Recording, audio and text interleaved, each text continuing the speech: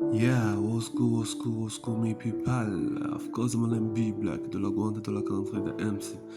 Original voice depuis 257, the master, the teacher, the verb killer. You already know my people, murabizi, ulinzi, yumbacha ukambona. Please no screen, madakuzaniye bishasha, update, trend, and news. Tigeze umva hano namwe. Icyambere, Happy New Year, family. Sabine White, twaraburanye, ariko now we're back with another video, with another exclusive interview. Cyambere ngusaba make sure you subscribe on my YouTube channel and nze ndakubwire koma vyagenze amakuru ngo bimeze gute ngo bishasha buri munsi yonje ngaho murabizi ko abari mu rushasha abari ibintu atanamwe urigera ubyumva amatwi yawe atarigera yumva n'umunsi n'umwe ariko right now no munsi nuko nje kumwabonye ku masanamu n'amakuru ni mashasha ariko mugabo bashobora kuba atari meza na cyane wakunze umuziki wa 257 ati bimeze gute guys mwabonye no bitwa uvukuri linoG cyangwa muziki ndwa Yerusalem umuririmbyi w'umurundi artist ameze neza bikora cyane akora hit after hit stilo mbi cyane gose mwese murabizi yakoze indirimbo nyinshi mwakunze guys amakonsere yiwe mwese muba muhari muramukunda kabisa ariko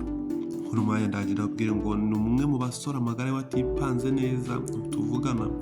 amaze igihe kitari gito akwaye kandi atari inshuro ya mbere aho bamwe mu bamwegereye nka manager cyangwa management yiwe nta management arimo muri usanga ariko afite umufatanya bikorwa ubitwa Range Promoter amenyesha yuko umuhungu kabisa amerewe nabi ari mu bitaro n'amasarama mamwe arabigaragaza nk'uko mwabonye nganye aragwaye mu bitaro umuhungu ntameze neza kandi ngo sijya mbere buri munsi yakoze ikwacitsa so indirimbo akoze concert aka achievement kose akoze ngo ahita gwara akaja mu bitaro no kuvuga ngo rero hari abantu binyegeje behind yibi bintu hari abantu bari nyuma y'iyi nkuru abantu batifuza success yiwe hari abantu batifuza iterambere yiwe ariko guys ndabaza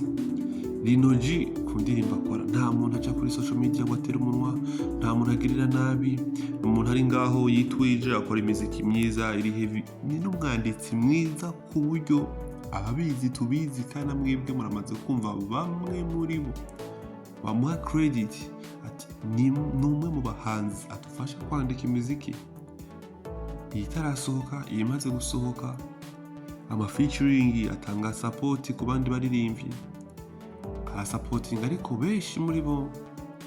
abantu bavuga ati ashobora kuba abantu batishimiye amakote amwe yiwe kuri we success y'imiziki cyangwa achievement afise umukunzi bitwa monia fleur mwese murabizi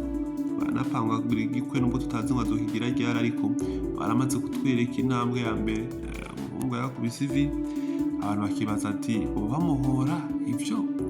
abandi bati bamuhora imiziki yiwe mbe y'imiziki myiza ibaye myiza agapresenta igihugu neza biza kuri linoG gusa cyangwa biza ku bandi you guys abafana b'umuziki ndundi abakunze umuziki ndundi musengere uyu musore agaruke amere neza abaha imiziki myiza cyane iri heavy nkuko yabikoze since day one ababizi murabizi kandi baracakomeje afise imiziki myinshi abamuzi ko yareko legend ariko siko bimeze linoG yakoze imiziki depuis 2015 linoG ari muri studio akora imiziki kuva hamenyekaniye hose ntarigera hengecanye n'umuziki mwiza ku muziki mwiza ariko no munsi akacaza umuntu atamwipfuriza neza you guys mwese section comment muze mutwereke urukundo mwereke urukundo umusengere aho muri hose amere neza agaruke mu kazi ibintu bigende neza harahize igihe kinini natwe mutubabarire tudakora ariko now back with another energy turaje tubahereza ama video ico ngusaba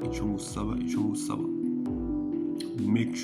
sure numbura vya video tubirangize utagize subscribe cyangwa s'abone satepano ko imbere byanditse ndende kugira ngo tujane ushema gakengeri umunsi kuyundi duhorane ciao duhure mu zindi video back time.